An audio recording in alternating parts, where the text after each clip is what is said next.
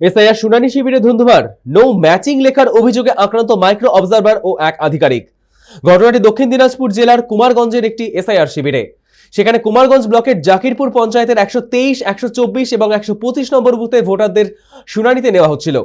অভিযোগ, শুনানির সময় 2 শতাধিক মানুষের নথিতে নো ম্যাচিং লেখা হয়। এই সিদ্ধান্তকে কেন্দ্র করেই ক্ষোভে ফেটে পড়েন হিয়ারিং এ আসা কয়েকশো মানুষ। অভিযোগ ওঠে, উত্তেজিত জনতা ঘরের মধ্যেই মাইক্রো অবজারভার দিব্যেন্দু গড়াই ও দিলীপ লক্কার নামে আরো এক আধিকারিককে মারধর করে। পরিস্থিতি নিয়ন্ত্রণে আনতে মোতায়েন করা হয় বিশাল পুলিশ বাহিনী।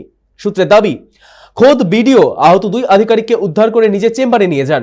ইতিমধ্যেই ঘটনা নিয়ে শুরু হয়েছে রাজনৈতিক চাপানোতর।